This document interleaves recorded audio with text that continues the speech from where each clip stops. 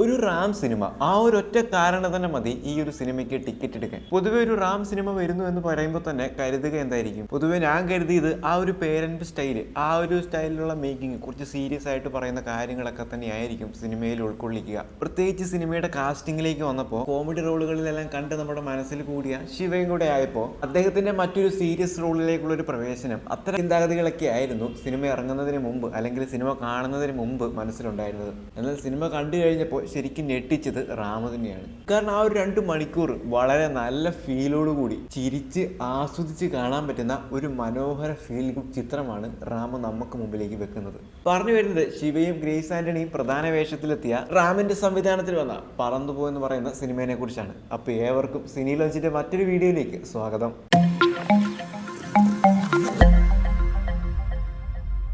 അച്ഛനും മോനും അമ്മയും ഈ ഒരു കുടുംബവും ഇവരുടെ ജീവിതത്തിൽ സംഭവിക്കുന്ന കാര്യങ്ങളൊക്കെയാണ് ചിത്രം പറഞ്ഞു പോകുന്നത്.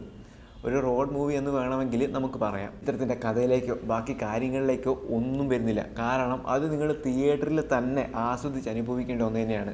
എന്താ പറയുക, നമ്മുടെ ഒരു സിനിമ കണ്ണും പൂട്ടി സജസ്റ്റ് ചെയ്യാന്ന് പറയില്ലേ, അത്തരം സിനിമകൾ ഇപ്പെടുത്താവുന്ന ഒരു സിനിമയാണ് പറന്നുപോ എന്ന് പറയുന്ന ഈ ഒരു സിനിമ. ചിത്രത്തിൻ്റെ ഈ ഒരു ട്രീറ്റ്മെൻറ്റ് തന്നെ വളരെ വ്യത്യസ്തമായിട്ടാണ്. കാരണം നമ്മൾ പൊതുവെ കണ്ടുവരുന്ന രീതിയിലല്ല ഈ ഒരു ചിത്രത്തെ കൊണ്ടുപോയിരിക്കുന്നത്. പക്ഷേ ചിത്രത്തിൻ്റെ കഥയിലേക്ക് വരുമ്പോൾ നമ്മൾ ഇതിനു മുമ്പ് കേട്ടിട്ടുണ്ടല്ലോ അല്ലെങ്കിൽ കണ്ടിട്ടുണ്ടല്ലോ എന്ന് നമുക്ക് തോന്നുമെങ്കിലും അതിനെ അവതരിപ്പിച്ചിരിക്കുന്ന രീതി വളരെ വ്യത്യസ്തമായിട്ടാണ്. എന്താ പറയുക, ഒരു മ്യൂസിക്കൽ ജേണി എന്ന് തന്നെ പറയാം. ഒരു പക്ഷേ ചിലർക്കെങ്കിലും ഈ ഒരു മ്യൂസിക്കൽ ജേണി ചില ആരോചകമായിട്ട് തോന്നാം. എന്താ കാണിച്ചു വെച്ചേക്കുന്നത്, ഇതെന്തുവാന്ന് തോന്നിയേക്കാം. പക്ഷേ ഭൂരിഭാഗം വരുന്ന ആളുകൾക്കും ഈ ഒരു മ്യൂസിക്കൽ ജേണി, ആ ഒരു വിഷ്വൽ ട്രീറ്റ്മെൻറ്റും വളരെ മനോഹരമായിട്ട് തന്നെ തോന്നാം. ചിത്രത്തിൽ എടുത്തു പറയേണ്ടത് അഭിനേതാക്കളുടെ മികച്ച പ്രകടനം തന്നെയാണ്. അതിപ്പോൾ ശിവയിലേക്ക് വന്നാലും ഗ്രേസ് ആന്റണിയിലേക്ക് വന്നാലും അജു വർഗീസിലേക്ക് വന്നാലും വിജയ് യേശുദാസിലേക്ക് വന്നാലും ഇനി അതിൽ അഭിനയിച്ചിരിക്കുന്ന കുട്ടികളിലേക്ക് വന്നാലും എല്ലാവരും വളരെ മനോഹരമായിട്ട് തന്നെ ചെയ്തിട്ടുണ്ട്.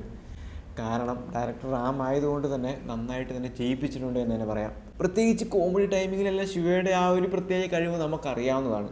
പക്ഷേ അതിനെ മാക്സിമം യൂട്ടിലൈസ് ചെയ്ത് വളരെ സിമ്പിളായിട്ട് നമുക്ക് മുമ്പിലേക്ക് അദ്ദേഹത്തിൻ്റെ ഓരോ എക്സ്പ്രഷനിലൂടെ തന്നെ ചിരി പടർത്താൻ നമുക്ക് സാധിക്കുന്നുണ്ട്. ശിവയുടെ ക്യാരക്ടറുകളിൽ തന്നെ അല്ലെങ്കിൽ ശിവധുവിന് മുമ്പ് ചെയ്തിട്ടുള്ള കഥാപാത്രങ്ങളെല്ലാം വെച്ച് നോക്കുമ്പോൾ ഒരുപക്ഷെ എനിക്ക് ഏറ്റവും കൂടുതൽ ഇഷ്ടമായത് ഇതിൽ ഈ ഒരു കഥാപാത്രത്തെ തന്നെയാണ്. ശിവയുടെ മോഹനായിട്ടെത്തുന്ന അൻപിൻ്റെ പ്രകടനമാണെങ്കിലും എടുത്തു പറയേണ്ട ഒന്ന് തന്നെയാണ്. വളരെ വളരെ മനോഹരമായിട്ടാണ് അതും ചെയ്തു വെച്ചിരിക്കുന്നത്. കുറച്ച് നാളുകൾക്ക് മുമ്പ് ടൂറിസ്റ്റ് ഫാമിലി എന്നൊരു തമിഴ് ചിത്രം വന്നപ്പോൾ മലയാളത്തിലും നല്ലൊരു സ്വീകാര്യത കിട്ടിയിരുന്നു. ചിത്രത്തിൻ്റെ ആ ഒരു ഫീൽ ഗുഡ് എക്സ്പീരിയൻസ് എല്ലാം തന്നെ തിയേറ്ററിൽ പലരും അനുഭവിച്ചറിഞ്ഞു. എന്നാൽ പലർക്കും ആ ഒരു ചിത്രം തിയേറ്ററിൽ കാണാൻ സാധിച്ചിരുന്നില്ല. OTT-യിലേക്ക് വന്നപ്പോൾ ഇവിടെയും നല്ല പ്രേക്ഷക പ്രതികരണം കിട്ടിയിരുന്നു. അങ്ങനെ അത്തരം ഫീലോടുകൂടി കണ്ടിരിക്കാൻ പറ്റുന്ന മനോഹര ചിത്രം തന്നെയാണ് പറന്നുപോ എന്ന് പറയുന്ന ഈ ഒരു സിനിമ.